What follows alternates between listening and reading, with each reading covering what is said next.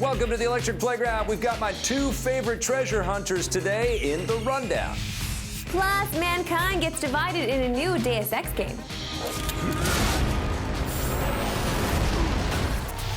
And then Nintendo shows us how to make our very own Mario games with Super Mario Maker. Also coming up, I catch up with Naughty Dog's Neil Druckmann for a new look at Uncharted 4. Marissa pulls her pockets inside out, and much more today on EP Dailies. Brought to you by EB Games. I'm your host, Victor Lucas, bringing you the latest in everything cool every single day. Goose-stepping morons should spend more time reading books instead of burning them, and they should also be watching The Rundown. It looks like the big screen Uncharted flick needs a new director. Again, Identity Thief and Horrible Bosses director Seth Gordon has reportedly departed the long-in-development movie adaptation of the treasure hunting games. He was just the latest in a long line of directors who have been attached to the project, and there's no word yet on who might replace him. The Uncharted movie has been stuck in development hell ever since the first game came out in 2007, so don't hold your breath. The next game in the series, Uncharted 4: A Thief's End, arrives in March 2016. We'll dig up a new look at that after the rundown. You good? Great. Floor it. How do we get the sail? We just keep heading downhill. Brilliant. It's official, the greatest movie character of all time really is the greatest movie character of all time. In a massive survey of more than 10,000 film fans conducted by Empire magazine, Indiana Jones was found to be the greatest film character of all time. Obviously, James Bond landed the number 2 spot with another Harrison Ford character, Han Solo, coming in at number 3. Hey, it's me. The only problem is that Batman is all the way back in 4th place.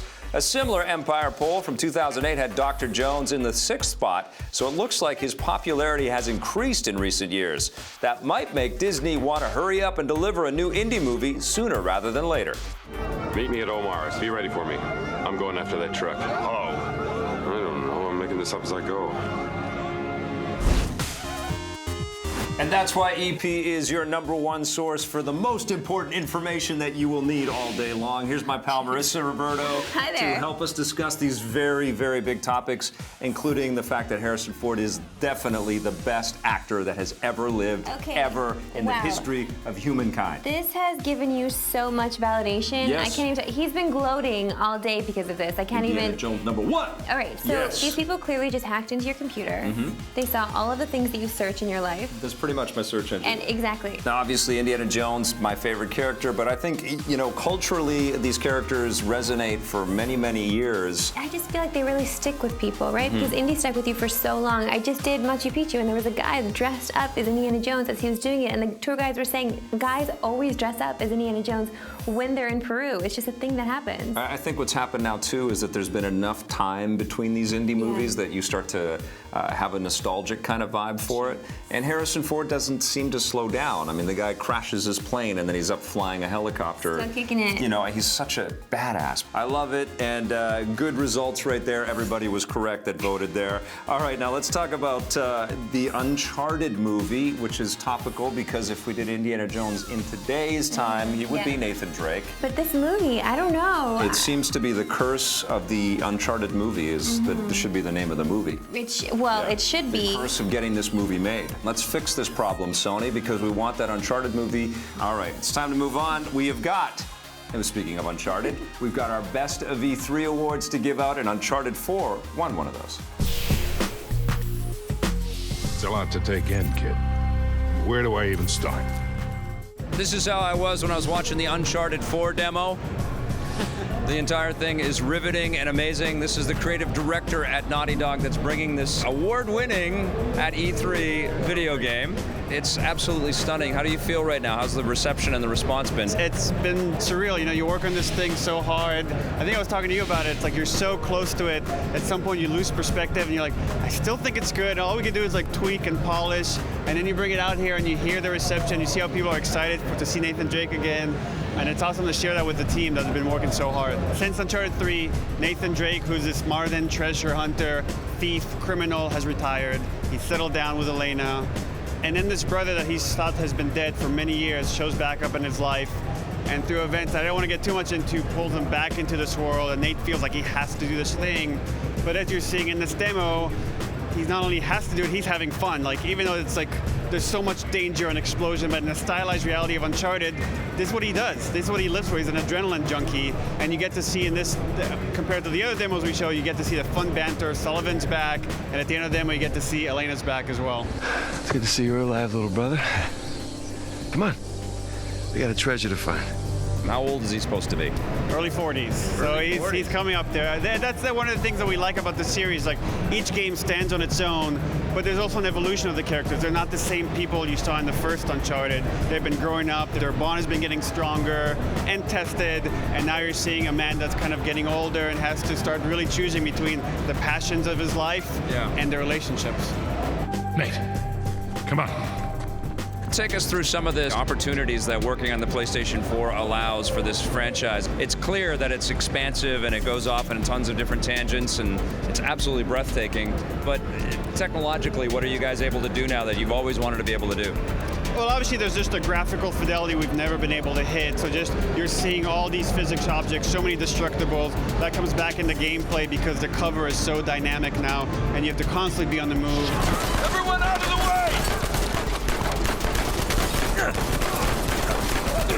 We're adding new mechanics, so the stuff that we showed is like Nate has a grappling hook now, so you can hook onto ledges, and there's more of that verticality that you've seen in the previous games, but now it's like to the nth degree as you can swing around corners and land on guys. We're showing a drivable vehicle today, and it's part of a set piece, so you have your foot to the gas the whole time, and you're just going, but that same Jeep is going to be an exploratory situation. You could jump in it, you could drive around, you could jump out, so it really lets us open the layouts, and we're not constrained by memory the way we were in the previous generation. So it's just bigger, badder, better. More badass. Please don't run anyone over. Sorry! The way we work at Naughty Dog, characters come first. We have to be honest to who these characters are. Everything is constructed around them, from how we write the script, to how we construct gameplay, to the music. Everything needs to mirror the protagonist first of all, which is Nathan Drake, and then all the side characters represent different facets of who he is, and then we're thinking about, okay, who do we team you up with in each section to kind of pull different personality traits that Nate has. Here we go. Whoa! The other thing that we haven't been shy about saying is, this is the final chapter in Nathan Drake's story. So everything you've seen in the first 3 games is a setup to this final climactic adventure between like Nate, Elena, and Sully, and a few other characters that we haven't revealed yet. So the game has to work on 2 levels. One is if you never played the 3 games, it's like a story that stands on its own, it's got its own arc. Yeah. But if you have played those games and you finish it and you reach that ending that definitely brings closure, it'll be hard to make a sequel to this game. You'll look back and be like, oh my god, this whole series has been building up to this. But I need back in. So can I count on you? One last time. Oh my goodness, I love the crap out of that guy. You know what else? I want to respect the crap out of him too. Why wouldn't you want to respect I know. Nathan Drake? Well, that's going to be a big game in 2016, and we've got another big one when we come back. It's another Best of E3 winner, Deus Ex: Mankind Divided. Don't go away. Innocent people died in that bombing today. The augmented are suffering a genocide. It begins with demonizing us, treating us as less than human.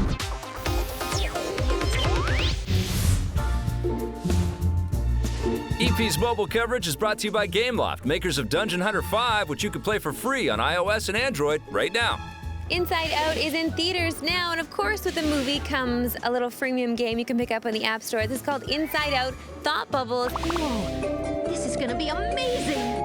So you're just moving the little thought bubbles, so any kind of memory that you might have had that Joy is working with, that's all you do is fling that bubble up and you crash them, but what you want to do is actually collect the ones that haven't been shattered into the little tubes at the bottom of your screen, and that's how you get a lot of points here. Joy is really cute here, of course, and she's always so sweet and so positive, but as you progress, of course, you're going to meet the other characters in Inside Out, inside Riley's mind, but it's now inside your phone, so of course sadness is next on the list. But I love this game because it's really easy to play. It's really easy for a pickup kind of game. I just hate it for its freemium aspects, like you can watch ads if you want to get more things, but I feel like these things never really add to my gameplay. It's not really my cup of tea, only because I've played games like this before, but I get addicted to them really quickly and then I drop them right away. So I love that I can see Joy. I just found that a lot of the characters are using the same lines over and over again after each level. That's what I'm talking about!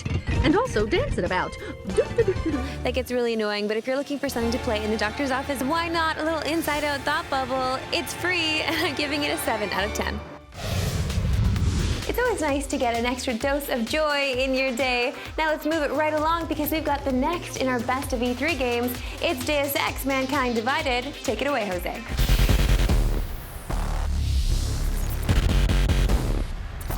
It has been 2 years since the human revolution, and now mankind is divided. We are talking about a brand new Deus Ex: Mankind Divided. Tell me where this story takes place as compared to human revolution. The story takes place 2 years after Human Revolution. We're set in Prague right now in Europe, but the game does jet set all over the globe because that's part of the franchise. 2 years after Human Revolution, at the end of Human Revolution, the augmented people were viewed as a golden age of mankind, right on the cusp of becoming the next big thing. And then the end of Human Revolution, events happened that changed all that. And now those same people are somewhat reviled and there's suspicious and tensions between them. They're being segregated into aug ghettos. It's a tough time to be augmented now, not like in Human Revolution. Well, it's been a few years since that game came out. How have you guys improved upon? I mean, the game looks beautiful, but how have you gone and made it better?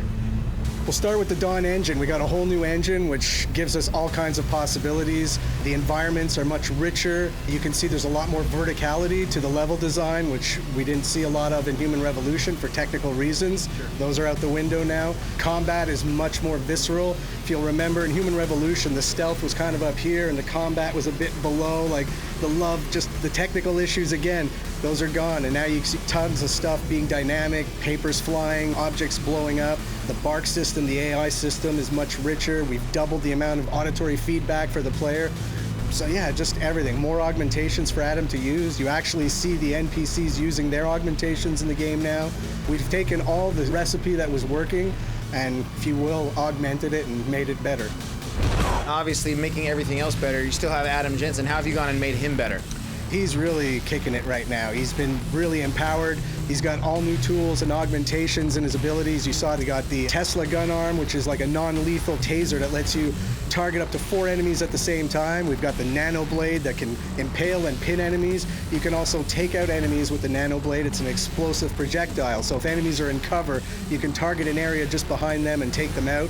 The hacking's been pumped up with more softwares and booby traps. Adam's just, he's bringing it now, man. He's seasoned, he's not messing around anymore. It's personal. You just have to let go.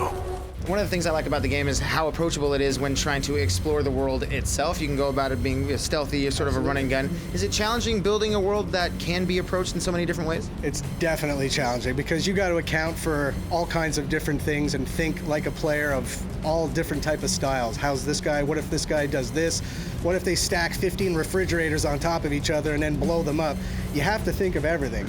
But that's where I feel the value that we give to the player comes out, because we want everybody to have a rich individual experience, and that's what's cool. How many games out there can say, we both played it and we both met different people that you never saw, we had different endings, different experiences altogether. There's not a lot of games that can say that. That's the replay value that we're going for. And is there a main villain within the game itself? Is there somebody that is causing all of these problems for Adam Jensen that, you know, he's just going to be the pain in my ass until I can finally take him down? There certainly is. I won't go deeper than that. You've seen the trailers and that, so you can kind of come to your conclusions. But I would say at the head of the snake is always the Illuminati. That's always Adam's nemesis. I can only fight enemies I see. Nice job, Jose. Deus Ex: Mankind Divided comes out next year. It's looking so good. I can't wait for that one. But stick around. When we come back, we've got a 2015 Best of E3. It's Super Mario Maker.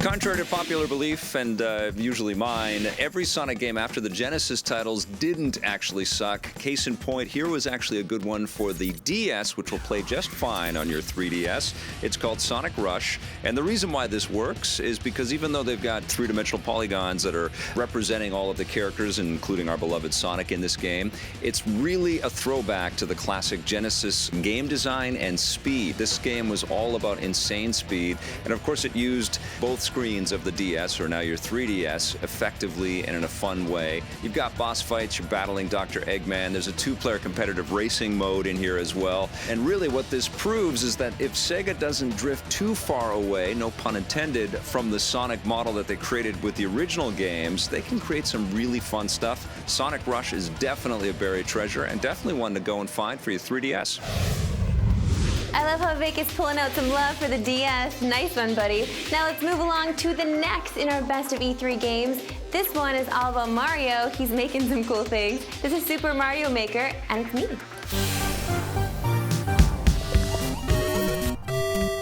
If you fancy yourself a creative, maybe you might want to take a look at Super Mario Maker. I can't even wrap my head around this because I feel like this is everything I wanted in a Mario game, but in the palm of my hands. But I'll let you tell me all about it. This is actually the ultimate innovation in the Mario Brothers games. So we are celebrating this year 30th Mario anniversary, and with that, coming up this game, Super Mario Maker, which will bring you the ultimate experience and making your own levels of Mario. There's gonna be in the game a built-in community, pretty solid for all the gamers out there. Top rankings, new levels coming up. You enter your friend code and then all the levels that your friends are building for you. So then there's gonna be tons of new content all the way long. The Super Mario Maker, it feels like there's a permanence about it because obviously it's harkening back to 30 years of Mario, but it feels like an idea that has always been with us, and that must feel pretty good. It feels like it's part of the landmark part of the Nintendo lineup. It really is. I mean, it is our marquee title. It's a title that, you know, in our view, is going to itself be around forever. Yeah. And that's because we know consumers are going to make fantastic levels. We have our own Treehouse staff that's made levels, and those will be available with the product. That proposition of being able to create your own Mario level, to share it, to have it be evaluated by the community, it's something that we believe is really powerful. And we love seeing the reaction that we've had. I'm sure there's so many fans out there like myself that have always thought they can make their own Mario level. So how easy is it for someone to just jump in and start building? It's so intuitive. It's just pick up and play. So you drag all the items that you want with the stylus on the gamepad, and then it shows on the screen. You can try it on. You can just adjust the levels. If you jump and you see that you missed, like you jump or access new heights, you can just adjust anything that you want so far. So it's going to be just amazing to see how creative all the fans worldwide would be with this game. Obviously, fans always want more. What do you have to say to those fans? Well, look, there is going to be more. Yeah. And there's going to be more news coming as well. For us, E3 is not a standalone event. It's a point in time. We had information that we shared before E3. We will have a ton of information coming after E3. So we know the fans want lots of games. We're fortunate. We've got a ton of games now through early next year. But there's more coming, and we're going to continue to be announcing new content all the time.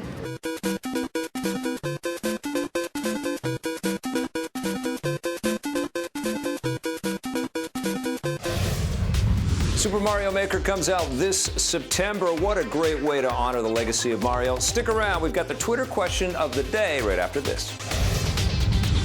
If you want more EP, go to our website, epn.tv, for bonus content and full episodes. We're also on Facebook and Twitter.